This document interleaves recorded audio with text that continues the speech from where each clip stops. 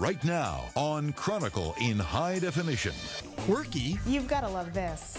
What the fluff? Crunchy. We're trying to educate our customers one at a time to what a truly great nut is. Just follow your nose. I know they can smell us. For a trio of urban adventures.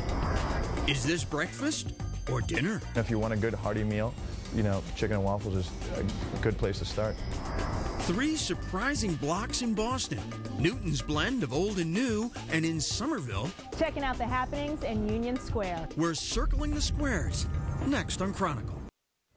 Well, anyone who dislikes the sameness of mall shopping will certainly appreciate Newton's Piccadilly Square. Unpredictable offerings in its shops and unmistakably authentic bagels in the oven. Piccadilly Square is located in the heart of colorful Newton Center.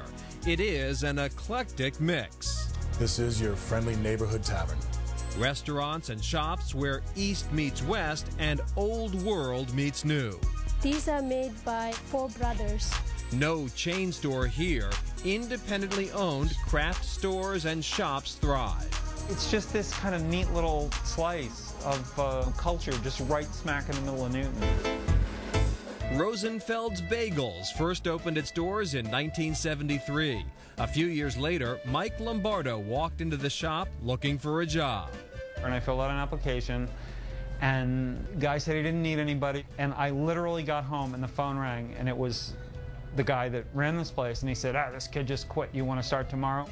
Lombardo knows it was fate. In the late 80s, he bought the shop and its recipes from the original owner.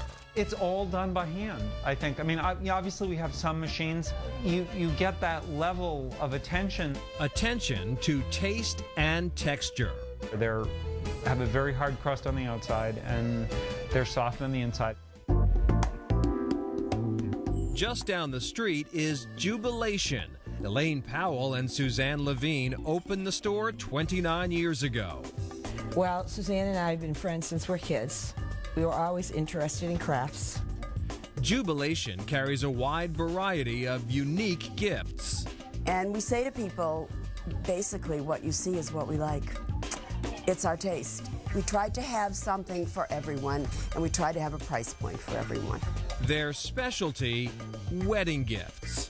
Bridesmaids presents, wedding presents, their children grow up, their kids are in college now. So there is a nucleus of that. I think that a lot of people like to shop in small stores. They like the neighborhood.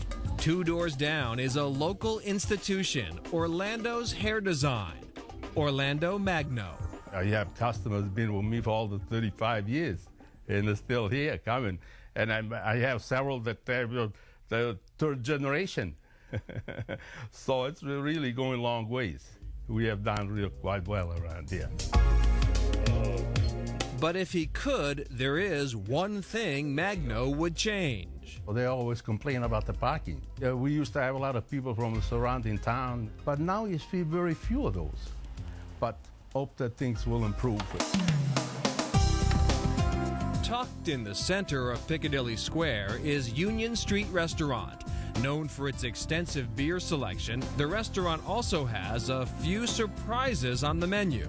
Specialties food-wise, steak tips, phenomenal. We have stuffed burgers. We also have fresh fish dishes, albeit as a salad or as a meal. Like we have a pistachio-encrusted tuna. It's phenomenal. So between that, sesame salmon, walnut-encrusted salmon. So we definitely have some specialties, and then we just have dishes that are for the sports enthusiasts, like Big Dig fries and nachos. You won't see Norm at the corner of this bar, but General Manager Adam Taffel greets many of the customers by name. We probably know about a good 2/3 to 3/4 of the people that walk through the door. The beautiful thing about Piccadilly Square, it's very quaint neighborhood. You know, you do have residency right around the actual, all the storefronts. You can walk to everything. The Green Line, the D train is right there. It lets you off. Everything is within walking distance. There is so much to see at Karma Boutique, you'll need to put an extra quarter in the meter. The store is chock full of richly colored textiles and rugs. antique earrings and bracelets, handmade ceramics, and hand-etched ink drawings. Puni and Daja Meston opened Karma 2 years ago. They wanted to merge their past with the present. Puni's parents were Tibetan exiles. She was born in South India and became a victim of human trafficking. I was brought into this country who were promised for education and then done terrible things to me. But I've learned a lot since then. Daja was born to American parents who left him in a Nepalese monastery when he was 6 years old. Growing up, I was, immersed in scriptures and debating philosophical issues and, saying prayers. The couple met at a Buddhist bookstore in Boston. Now they are using the shop to right the wrongs they know firsthand.